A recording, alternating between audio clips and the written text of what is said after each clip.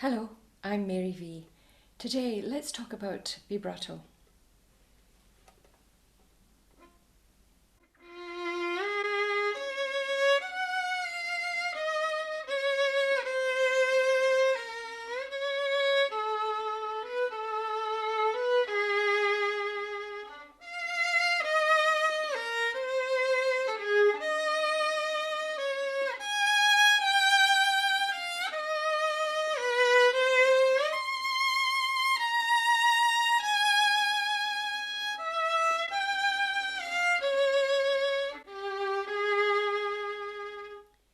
So when I was in primary school learning the violin, my teacher told me to put my violin against the wall and wiggle my fingers, and it really worked. It was fantastic. So if that works for you, wonderful, great. Nowadays there's a lot of technique and theory about it, how it actually works. So let me help you decipher how the finger can basically wiggle and enhance the notes. I'm going to talk about wrist vibrato mainly today, although the arm vibrato does have a place to fill in your playing. For example, if you're doing a large chord with big stretches and you find your hand immobilized, then you can actually use arm vibrato in that case. But I wouldn't recommend arm vibrato for playing all the time, because the arm and the hand gets very, very sore and stiff. And if you're in a 6-hour orchestral rehearsal, most people stop doing arm vibrato and they learn wrist vibrato, which you can do all day. So having said that, let's have a look at the wrist, and let's start by seeing the knocking movement of the hand and how the wrist actually moves. It's very simple: knock, knock, knock. So that's the start. I'll take my bow, it's much easier for you to see. And when you're doing this, put all the fingers down, because it gets you used to the violin hand position, and start using the thumb as a pivot and slide the fingers up and down, all of them.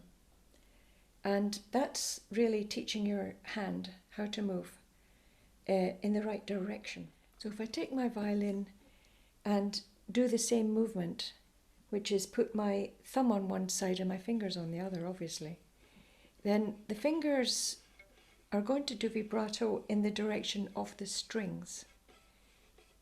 Because some people, when they start doing vibrato, they try to move their fingers sort of across the way like this, and it'll never work.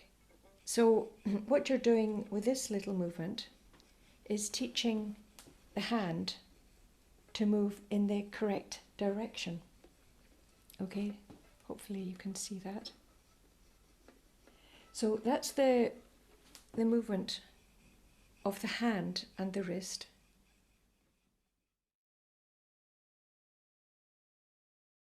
Fingers are rolling like this.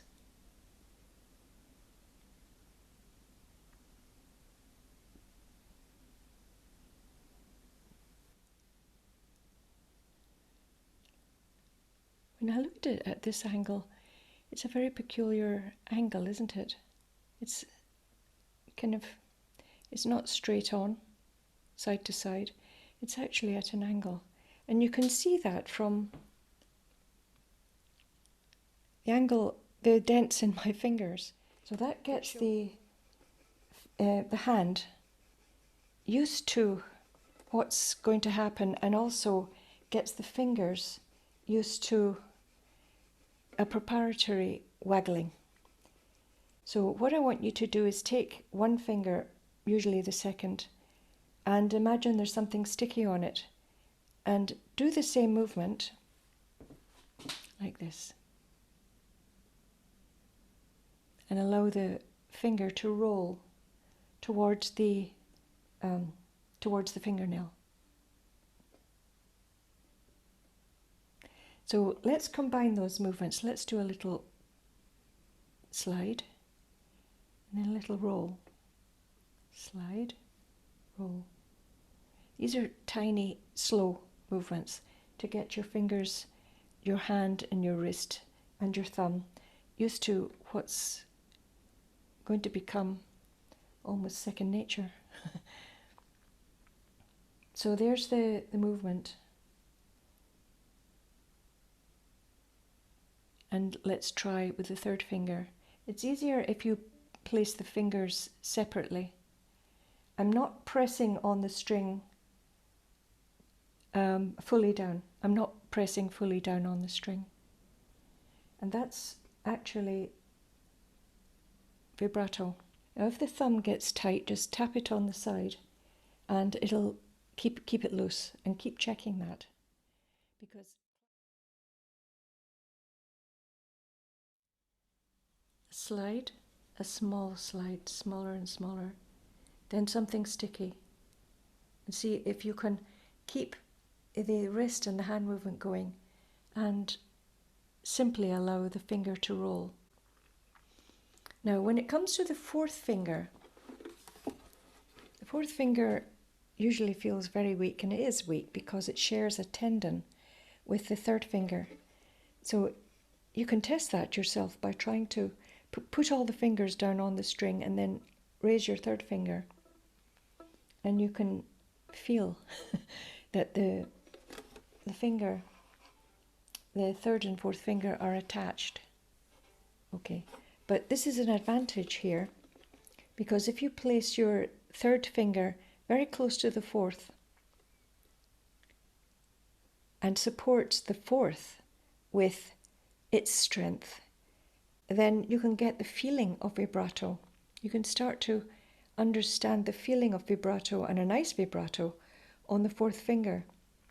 So that's the best way to incorporate the fourth finger into the vibrato technique.